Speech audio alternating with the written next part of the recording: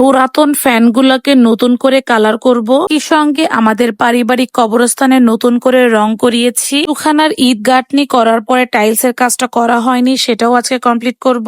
কথায় বলা যায় বাড়িতে ফিনিশিং কাজ চলছে আজকে। আসসালামু আলাইকুম এভরিওয়ান, কি অবস্থা সবার? সবাই কেমন আছেন? ঢাকা থেকে আসার সময় 4টা নতুন ফ্যান কিনে এনেছি। সেই ফ্যান 4টা 2টা রুমেই দিয়ে দিয়েছি আমরা। আশায় আগের কিছু ফ্যান ছিল সেগুলোকে আজকে কালার করে একদম নতুন করে ফেলবো। রুমগুলো অনেক বেশি বড় হয়, এক একটা রুমে 2টা করে ফ্যান দিতে হচ্ছে। আমাদের পারিবারিক কবরস্থান, যেখানে আমার দাদা দাদি চাচা আমার ভাই শুয়ে আছে, এই জায়গাটা আমরা কিছুদিন পর পর সংস্কার করি। আজকেও তার ব্যতিক্রম নাই। আজকে আমরা এটাকে ঘষে মেজে কালার করাবো। এর পরে সবসময় আমরা হোয়াইট সিমেন্ট দিয়ে রং করিয়েছি, এবার আমরা সিলার ব্যবহার করছি। এতে যেহেতু নতুন করে সবকিছু নতুন ভাবে তৈরি হচ্ছে, সেজন্য চিন্তা করলাম কবরস্থানটাকেও নতুন করা যাক। স্ত্রীর সাথে আমার সাদিকও চলে গিয়েছে রং করার জন্য। বলল, মা আমি মামার ওই জায়গাটা রং করে দিব। আর ভাই যখন এই পৃথিবী থেকে চলে গিয়েছে, সাদিক অনেক ছোট, কোনো কিছুই ওর মনে নেই। মাত্র মামার আদর সে কখনোই পায়নি, এখন সে তাকে দেখতে চায়। টাইলস এর কাজ করাতে যে কত টাইলস এভাবে নষ্ট হয়ে গিয়েছে। বেশ কিছু টাইলস বেঁচে গিয়েছিল, সেই টাইলস গুলোই দিয়ে আমরা অজুখানার এই টাইলস এর কাজটা কমপ্লিট করব আজকে। স্ত্রীদের সহযোগিতার জন্য আমি টাইলস গুলো পানিতে ভিজিয়ে দিচ্ছিলাম, যেন তারা দ্রুত এই কাজগুলো করে উঠতে পারে। আমার আব্বুর অনেক দিনের শখ ছিল তার বাড়িতে এরকম একটা অজুখানার ব্যবস্থা করবে সে।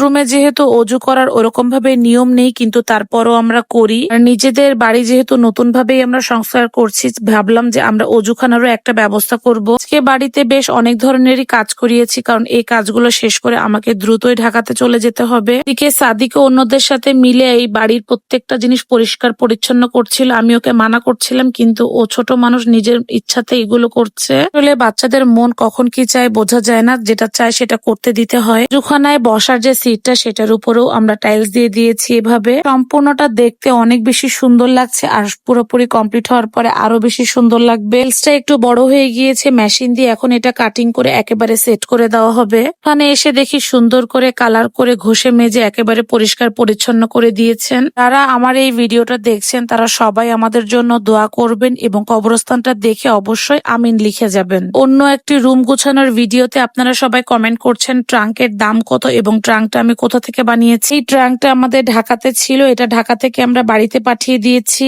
প্রাইস খুব সম্ভবত মনে নেই, কিন্তু 15 থেকে 20,000-এর ভিতরেই হবে। অজুখানার কাজটাও শেষ হয়ে গিয়েছে। বাড়ির পিছনে এই অজুখানা আর কলপার করার পরে এই পিছনের জায়গার লুকটাই চেঞ্জ হয়ে গিয়েছে।